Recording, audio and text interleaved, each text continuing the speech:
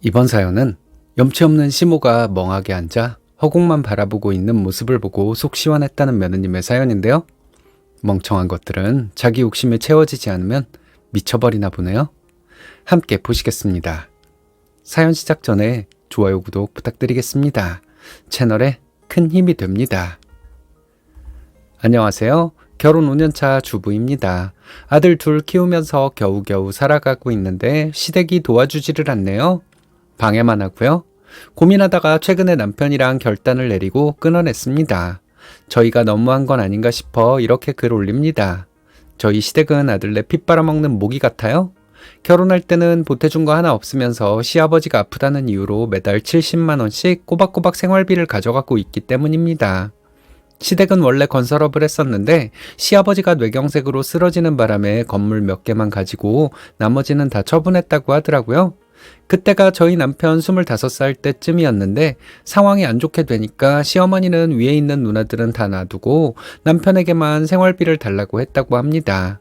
착한 저희 남편은 거절도 못하고 알바를 뛰면서라도 보탰고요. 원래는 30만 원이었는데 그것도 결혼하면서 70만 원으로 올려달라고 해서 얼마 전까지 그렇게 주고 있었습니다.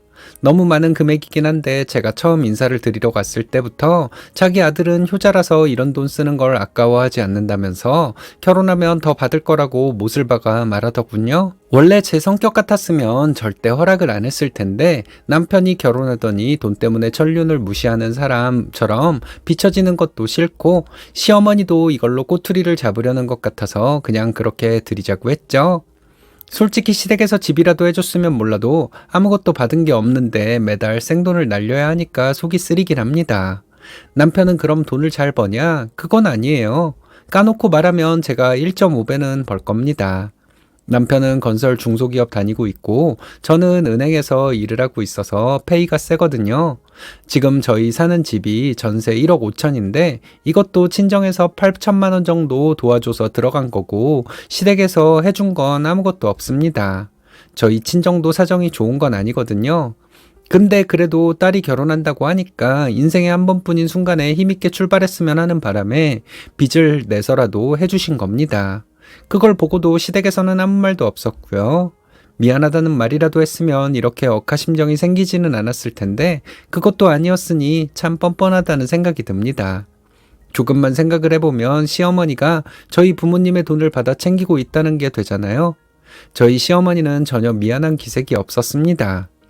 시어머니는 저희가 집장만 했을 때 빨리 돈 모아서 자가로 가라는 말만 하지 뭘 어떻게 도와주겠다는 말은 일절 없었고요. 자식이 남편 혼자 있는 것도 아니고 멀쩡하게 사회생활하는 누나들도 있는데 남편에게만 이러는지 모르겠습니다. 신우들도 참 염치가 없는 인간들인 게 저희 집들이 와서 한다는 말이 너네는 돈 금방 모았네. 그럴 돈 있으면 엄마나 더 도와주지. 우리는 힘들어서 이런 곳에도 못 사는데 대단하다. 같은 것들 뿐이었어요. 저희가 어떻게 그런 집에 살게 되었는지 신우들이 모르고 있었다면 모를까 전부 다 알고 있었거든요. 그 말을 듣는데 속에서 열불이 나서 이거 전세인데 무슨 돈을 모아서 왔겠냐. 시댁에서 아무것도 안 도와줘서 친정에서 없는 돈 끌어모아서 도와주신 거다. 이렇게 다시 한번 짚어주었습니다. 순간 분위기가 얼어붙으면서 불편하게 됐지만 솔직히 속은 시원하더라고요. 그 뒤로는 신우들 우리 집에 안 와요. 근데 문제는 그 뒤로 시댁에 들어가야 하는 모든 비용을 신우들이 나몰라라 한다는 거였습니다. 시아버지가 병원을 옮겨야 할 때도 시댁 보일러가 고장이 났을 때도 심지어 시어머니 생일 때에도 다 아들 내서 먼저 지불하라고 했어요. 이유는 없고 그냥 너희가 조금 안정적으로 사는 것 같으니까 그런다고 하면서 은근히 저희를 비꼬는 식으로 말했습니다. 처음에는 남편도 그러려니 하고 넓은 마음으로 도와주려 하다가 점점 강도가 세지니까 선을 그어야겠다고 하더라고요. 보일러 교체 80만 원, 시어머니 생일 음식값하고 선물 60만 원 이렇게 깨져버리니 신우들하고 싸우기 시작했습니다. 남편도 쌓인 게 많으니까 전화해서 누나들은 도대체 나를 뭐로 생각하냐? 내가 무슨 대기업을 다니는 것도 아니고 돈이 하늘에서 떨어지냐? 하면서 쏟아냈어요. 근데 정상적인 집안이면 맨날 웃으면서 받아주던 동생이 이렇게까지 나올 때 뭐라고 하겠어요? 누나들이 염치가 없다 미안하다 해야 하지 않나요? 그런데 이 집안 사람들은 나이를 어디로 먹었는지 너희 처가가 돈이 많은 것 같더만 우리는 친정이 가난하잖아. 도와주고 싶어도 어떡하냐. 상황이 어려운데. 라는 말이나 늘어놓더군요. 이렇게 나오니까 남편도 이제 봐주는 거 없이 가야겠다고 생각했는지 가족회의를 열어서 모두를 불러 모았습니다. 그리고 시댁에 있는 건물을 팔자고 이야기했어요. 솔직히 건물 그거 가지고 있으면 따박따박 받아먹는 월세도 없는데 왜 가지고 있으려는지 모르겠다고 말했죠. 시부모님 돌아가시면 아들내로 다 주지 않겠냐면서 팔지 않았던 건데 솔직히 지금 당장 먹고 살기 힘들어 죽겠는데 유산이 무슨 소용이 있겠어요. 남편이 초강수를 두니까 시댁 사람들은 다 아연실색하면서 건물은 절대 팔 수 없다고 한 목소리를 내는데 아버지가 고생해서 사둔 건데 아픈 아버지 앞에서 돈이 안 되니까 팔자는 말이 나오냐면서 오히려 남편을 나쁜 사람으로 만들었습니다.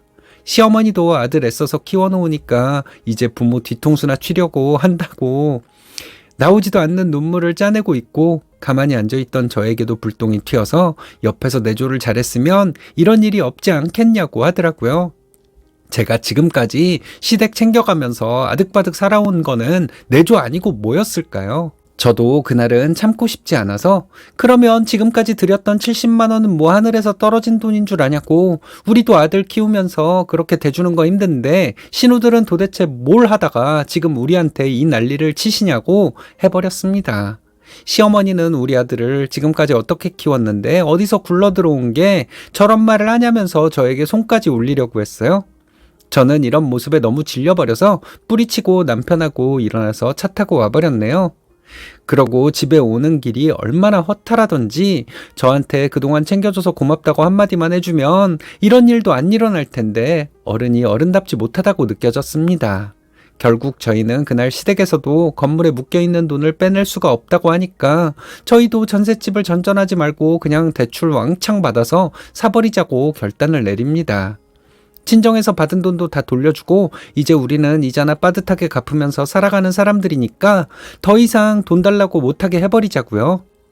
이것도 제 아이디어는 아니었고 남편이 한참 심각한 표정을 짓다가 조심스럽게 제안을 한 건데요. 남편도 그동안 가족들끼리는 좋은 게 좋은 거니까 그냥 넘어갔는데 이러다가는 괜히 호구만 되고 등골만 빼먹힐 것 같다고 했습니다. 그리고 누나들 버릇도 안 좋아지는 것 같으니까 그냥 모르는 채 하고 살아야 할 듯 싶다고요. 원래 남편이 절대 그런 성격이 아닌데 이 정도까지 온 거면 진짜 연 끊을 준비를 한 거거든요. 다른 집 남편들은 이런 상황에서 정신 못 차리고 시댁 편을 들기도 하는데 그래도 우리 남편은 우리 식구들을 1순위로 생각하는 것 같아서 너무 다행이었습니다. 저희는 바로 살고 있는 집을 빼서 애들 초등학교 옆에 있는 신축 아파트로 이사를 갔고 풀대출을 받아서 겨우겨우 거래를 마무리했어요. 그리고 그때부터 바로 시어머니께 보내드리는 용돈도 끊어버렸습니다. 27일이 돈 드리는 날인데 진짜 안 들어오니까 당황했는지 28일에 전화가 불이 나게 오더라고요. 시어머니가 이사 가기 전에 집에 가서는 저희를 찾고 없으니까 전화를 한 거였습니다. 너네 지금 뭐 하는 거야? 어디로 이사를 가고 시어미한테도 알리지도 않아? 한껏 약올라서 전화하니까 솔직히 속으로 좀 웃기기도 하고 통쾌했어요.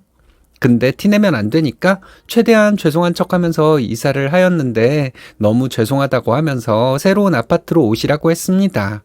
시어머니는 제가 아파트 이름을 말하니까 깜짝 놀라면서 니네가 돈이 어딨어서 거기로 갔냐고 하더라고요. 돈이 어딨겠어요 어머니. 시댁에 들어가는 돈 맞고 장만한 거죠. 소리가 절로 나오는데 꾹꾹 참고 일단 얼굴 보고 이야기하자고 했습니다. 그날 저녁 시어머니랑 신우들이 집을 구경하려고 다 같이 몰려왔어요. 남편이랑 저는 오늘이 마지막이라는 마음으로 진수성찬도 차리고 좋은 옷도 꺼내 입고 있었습니다. 원래는 시어머니만 오실 줄 알았는데 신우들도 소문을 빨리 들었는지 우르르 와서는 무슨 돈이 있어서 이런 걸 했냐고 물었어요.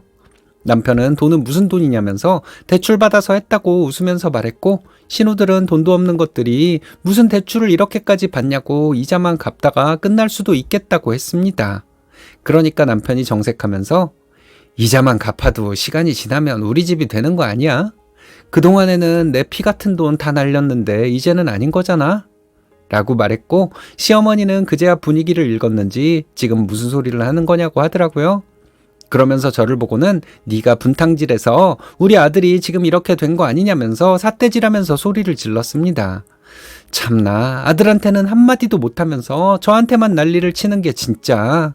그 모습을 보고 있던 남편이 크게 웃으면서 제가 아니라 자기가 그렇게 하자고 했다고 했고, 시어머니는 그 말에 충격을 받아서 뒷목을 잡더라고요. 아니, 사람들이 양심이 있어야지. 낯짝이 두꺼워도 너무 두꺼워서 와이프한테 쪽팔려서 못 살겠어. 그동안 우리 피 빨아먹으면서 살았던 게 맞지 않나? 그러면서 시댁에서 건물을 못 판다고 하길래 우리도 아까운 돈 방바닥에 깔고라도 살려고 한다. 불만 있으면 말해라 했습니다. 신우들은 너는 키워준 은혜도 모르고 엄마가 너를 얼마나 예뻐했는데 지금 이렇게 뒤통수를 치냐고 하는데, 남편은 그러면 누나들은 외제차 타고 다니면서 아빠를 위해서 병원비도 못 내겠었냐면서 맞받아쳤죠. 시댁 식구들은 처음 보는 남편의 모습에 적잖이 당황한 것 같았어요. 덕분에 속으로 저만 엄청나게 신나서 웃고 있었습니다. 남편은 황당해하는 식구들에게 앞으로 우리 집에 와서 한 번만 더 돈 달라고 하면 이제 연 완전히 끊어버릴 거라고, 그리고 엄마도 돈 필요하면 우리한테 물려준다고 하지 말고 그거 건물 팔아서 살라고 못을 박아버렸습니다. 그리고 식사 다 했으면 빨리 집으로 가라고 하면서 다 쫓아내더라고요. 시어머니는 그 시점까지도 충격에서 헤어나오지 못했는지 앉아서 허공만 보고 있었고, 남편은 그런 모습도 봐주기 싫었는지 누나들한테 빨리 안 사라지면 경찰 부르겠다고 했어요. 누나들은 너무하다고 생각을 하는 것 같았지만 뭐라고 할 말이 없으니까 어머니를 부축해서 나갔고, 조용해진 집안에서 저랑 남편은 소파에 앉아서 서로 기대고 있었어요. 아무 말도 안 해도 큰일을 해치웠다는 생각이 들어서 그랬나 봅니다. 남편이 그동안 고생 많았다고 앞으로는 호강시켜주겠다고 먼저 말을 해줬고, 그 말을 들으니까 눈물이 핑 돌더라고요.